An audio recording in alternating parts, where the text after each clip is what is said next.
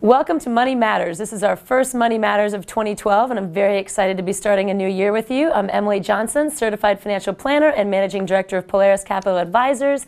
And this year we're going to start doing something a little bit different. As we film every single week, the first week of every month, what we're going to do is a broad market synopsis, what's gone on over the last month real quick, and then also what we're looking at coming up. We'll use charts, some historical data, just try to make it very educational and hopefully give you some things to look at if you're following the market intently, give you some things to look at, let you know what we're looking at in the month coming up, and also just a brief synopsis of the previous month. So we're going to try to do that the first week of every month.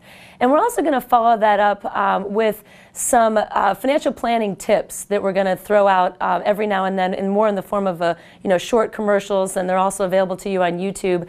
But would like to have just a little bit more consistency in what we're showing you, and hopefully bring in more of your ideas. And we had some fantastic ones last year, but I'm really looking forward to more suggestions this year. So we'll be back in just a minute. David Kroll is going to join us with a quick mortgage minute. And then we'll be joined by Todd McGarity, and he and I will do our first inaugural 2012 look at January markets, what our expectations are, and hopefully provide you some good action ideas. So without further ado, we'll be right back. I'm Emily Johnson, and this is Money Matters. Hi, this is David Kroll from Mortgage Network, and I'm giving you the Mortgage Minute. I thought it would be interesting today, kicking off 2012, to pick up from our last Mortgage Minute and to make a few statements about 2012. This is slightly repetitive, but I guess everybody needs to hear it. In 2012, interest rates will remain extremely low. If you have currently an interest rate that is in the sixes, or God help you, the sevens, but in the sixes, or in the fives, you need to see your mortgage banker, Mortgage Network, or any one of the other fine establishments on Hilton Head. This is not going to last forever, but it is firmly in the fours right now, and for shorter term mortgages in the threes. Please don't forget this message, and if you live with somebody who insists on forgetting it, hound them until they go and see the banker. Thank you.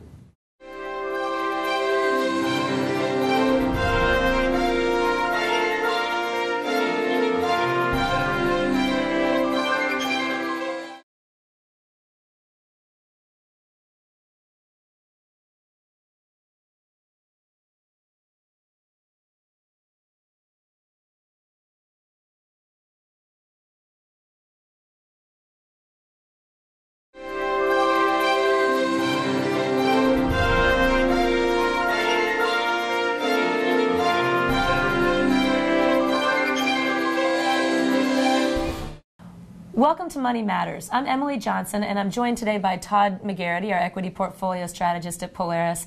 And today we wanted to talk about the major themes that we're looking at for the month of January. Some of these might be short-term themes, some of them might be longer-term themes, but we want to go over the three main themes that we're looking at to possibly move the market in January, and just talk to you about what we're watching and why.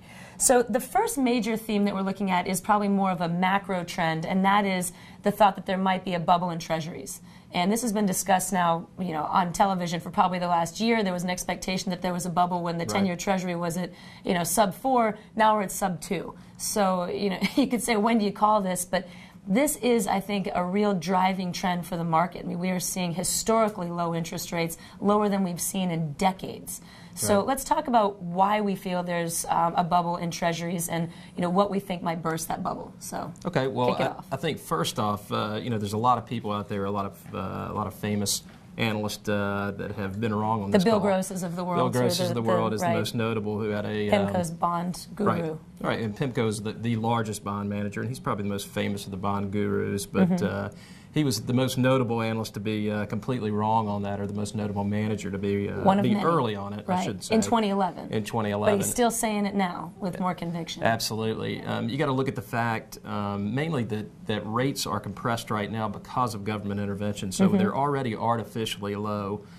They're also facing a sluggish economy. They're trying to get the economy fired up again. So right, put more money back in risk assets and get them out of treasuries, and but it ain't happening. We talked about this before, where they've done the twist program, and they're starting to buy treasuries on the long end of the curve to keep that low also for mortgage rates, things along those lines, to try to spur some action in the housing market too. Right now, it's had limited effect, if any at all. Right. So you've got artificial rates. And part of the reason it's had little effect that we talk about is because of everything going on in Europe, in China, we still look pretty good. Exactly. So there's still money flowing into treasuries, even though the Fed is trying to pump it back out. That's into right. You've risk almost got assets. a double whammy there. You've got, the government really is trying to compress, or the Fed is really trying to compress rates to motivate in the growth. midterm and long term, and you also have a flight to safety because of everything that's going on in the Eurozone right now. So they are artificially low, and that will end at some point. And there's so let's talk about like the two reasons why we think the bubble would burst. Okay, there's really two main reasons it could burst from a positive aspect and could burst from a negative aspect. The negative we'll cover first. It's obviously what's going on in Spain, Italy. If you look at their balance sheets, France, they're getting a run on their bond market over there because of a lack of fiscal discipline. And when you say a run on the bond market, that basically means interest rates are getting driven up because people think they're risky. Exactly. They carry more risk, and they force that yield to a point where it's very difficult for them to roll over their debt on an ongoing basis, just like our government does. Right now, we're considered the best in that lot, or a temporary safety. And one of the main reasons is because we're on the dollar and we can print the dollar. Unlike the euro, where they have to have 17 countries agree to print a euro. Exactly. Exactly. So, the fear is that essentially after the Eurozone, finishes with their problems and, I guess embarks on some form of austerity, that actually moves over to our shores. And that's a very legitimate concern because, right now our debt scenario is not looking too pretty. And eventually they're going to start looking at that and say, wait a second, you guys have the same metrics as, say, Greece. Right. If you look at our government balance sheet, it's pretty scary when you compare it to nations of similar strength from a AAA rating standpoint. France was always considered a AAA rated country. So were we before we got downgraded. So there's definite disadvantages to printing money. But let's talk about the positive side also. Okay. So the negative is basically our rates would start going up simply because we would no longer be the best of the best. There'd be safer places to put money. We'd become a riskier environment. Right. Therefore, some of the so-called bond vigilantes or even just investors in general are going to start demanding more return from their money investing in treasuries, which is going to drive our rates up. That's our negative motivation. Exactly. The market has a way of forcing fiscal discipline. It's not always pretty. So. Right. That is a possibility, as we go into an election year right now. Probably there's not going to be too much done from a budget cut, standpoint. So there's a lot hinging on this year, this year's election. Who is, I guess, pro-government from a fiscal standpoint. So I think there's a lot riding on this year's election, and I think that outcome will be pretty important. Now, how about the positive motivation? So why would the Treasury bubble burst in a good economy? What's the? I think in a good economy, you're going to get exactly what the Fed's trying to do. They're trying to spark the economy by getting large purchases such as home prices. If they can get home prices to stop falling, unemployment it helps our banks, it helps jobs, it helps really every sector of our economy. So I guess on the positive side, what you would have is that's starting to fall in line. The economy here in the U.S., which a lot of people think is strengthening, and a lot of people think those are starting to fall in line. So I think on the positive side, corporate balance sheets are good and everything. So then people start to be concerned about inflation. You're going to get a lot more loan demand, and as demand chases that money, obviously the cost of that money moves up, or interest rates move up. Right. So we have our positive and our negative impetus that would cause the bursting of the Treasury bubble. So that's theme number one.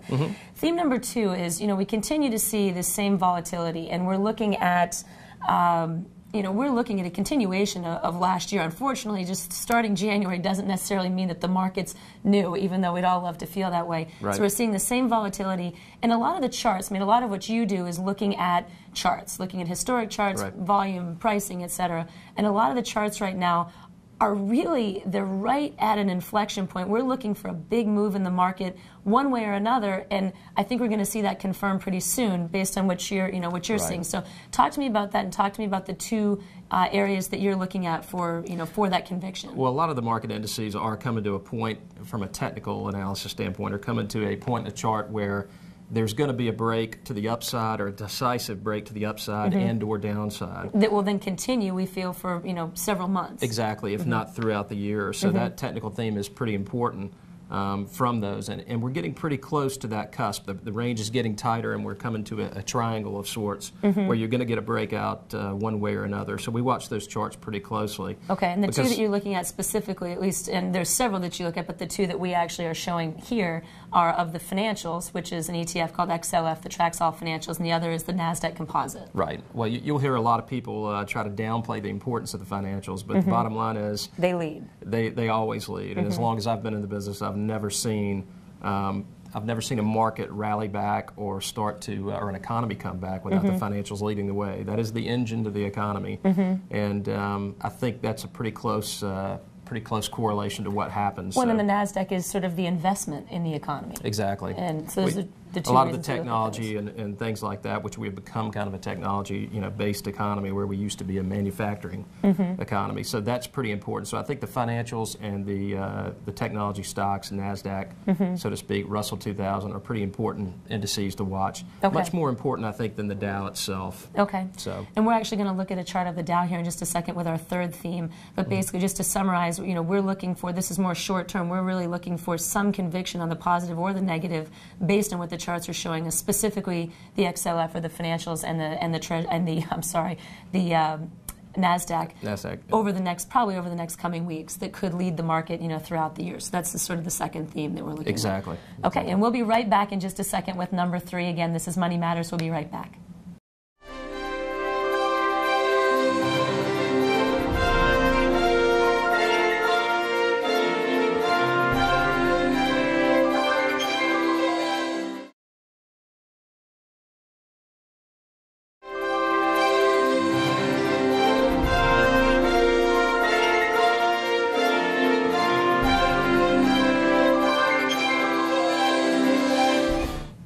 Welcome back to Money Matters, and we're discussing our investment themes for the year. Our third investment theme that we want to go over really sort of is looking at the large caps. Specifically, the chart that we're going to show you is the Dow. And we just talked about the fact that we feel that the market is lacking conviction, but we expect to see conviction here soon. One thing that's breaking that trend is the large cap stocks have sort of remained continuously bullish. But we feel that that might be somewhat artificial, and so why do we feel that that might be somewhat artificial? Well, one thing you got to remember, the Dow really is a price-weighted index, and also has those Dow stocks has typically blue chip, high-yielding stocks, and the high-yielding stocks have obviously outperformed because of the chase for yield. We talked about this a little bit in the Treasury market. People have money chasing safety. They're also chasing yield because the yield on treasuries is so low. Right. And any fixed instrument, for that matter, CDs, anything along those lines. Sure, if you're getting 0.12% on a half-a-year CD, then suddenly 3% on an equity starts to look better, even though there's risk involved. Exactly. So if you look at the Dow stocks, a lot of those Dow stocks that have a reasonably high yield, that have a high degree of safety, or is perceived high degree of safety.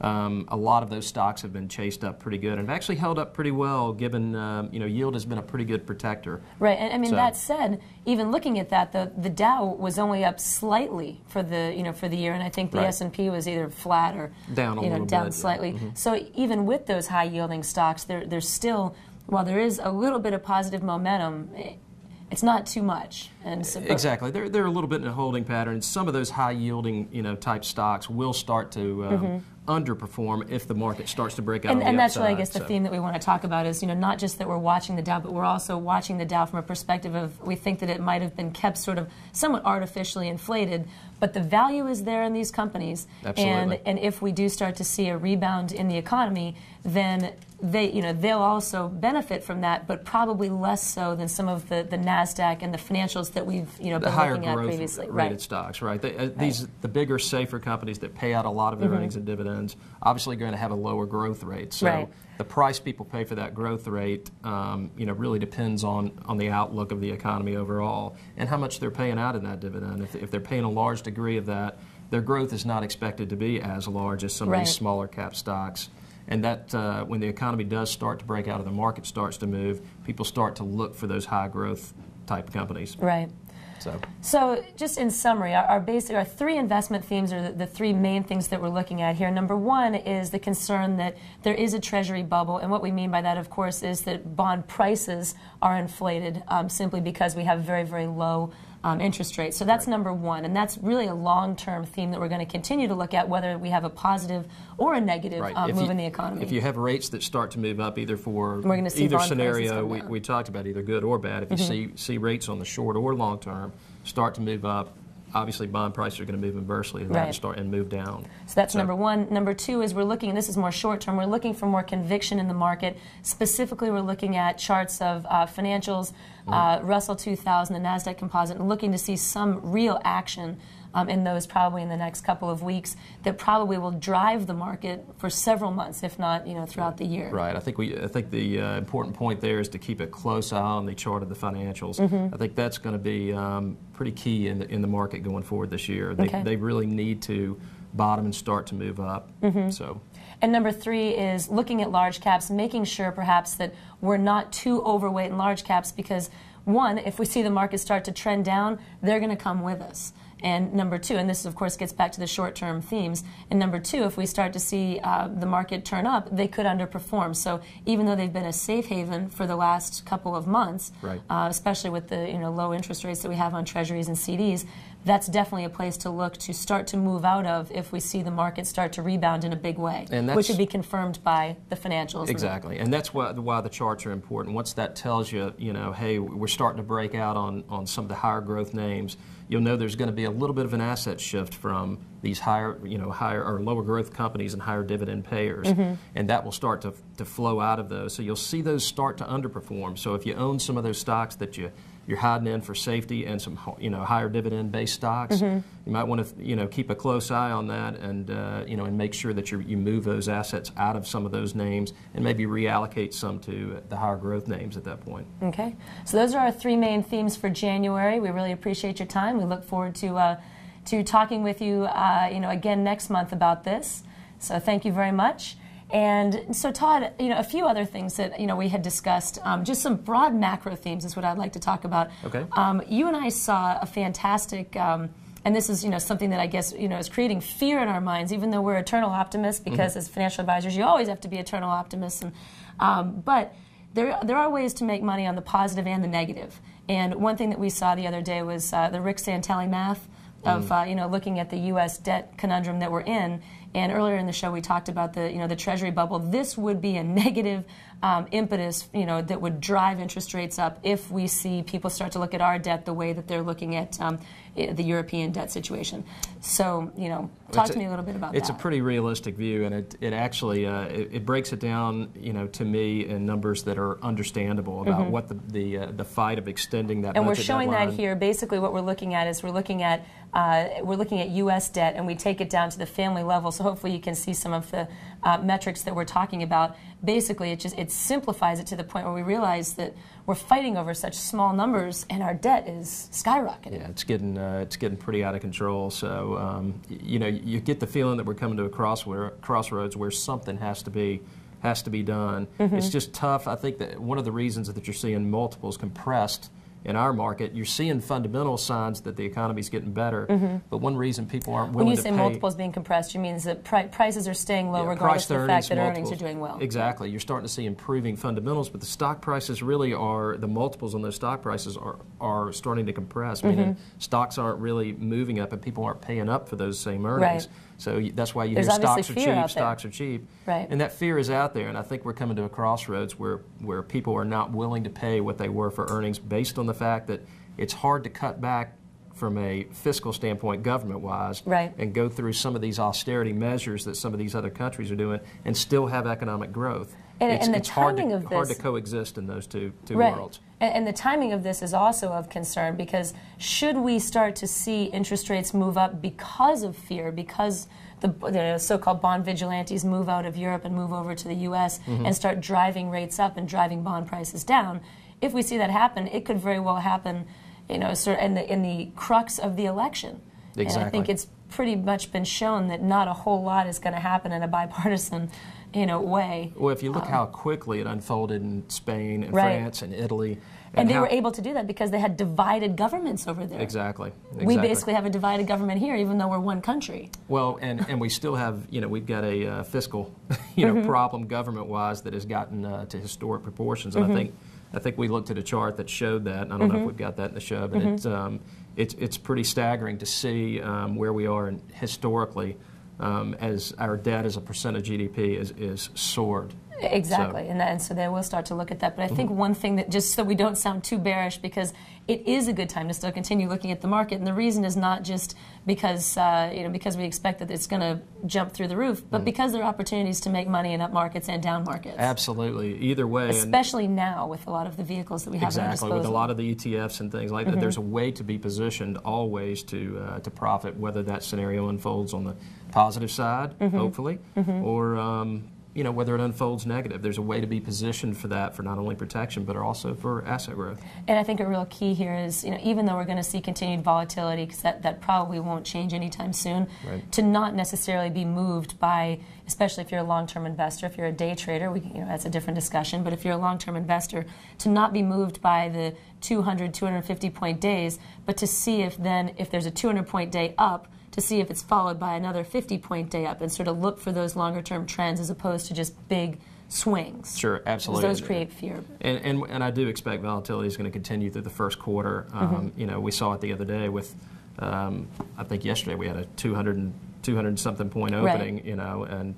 And today, we're off 100 points. So right. it's one of those things where... which is why we're watching for those charts to finally have some conviction that exactly. they just haven't shown yet. But there's a way to play, there's also a way to play, the volatility in the market. There's that's a way right. to position a portion of your portfolio to benefit from that volatility. Well, maybe that's what we'll talk about for our February investment themes. Great. Well, thank you very much. I really appreciate your time. We'll be back in just a second with our closing shots, parting shots from Money Matters. This is Todd McGarrity. I'm Emily Johnson. We'll be back in just a moment.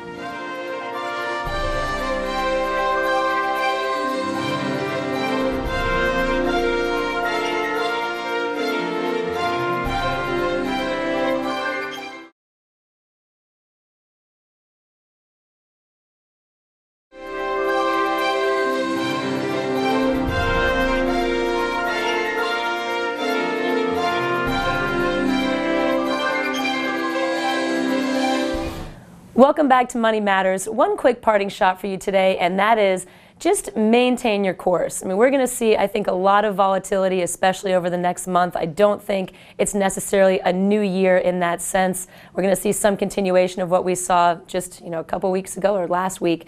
So with all of this volatility, just continue to hold the course. Consider what your risk tolerance is. Consider what your long-term objectives are. Keep looking at these macro trends that we've just discussed, and don't be moved by the volatility. So without further ado, this has been Money Matters, our inaugural 2012 Money Matters, and we look forward to seeing you again next week. Have a great week.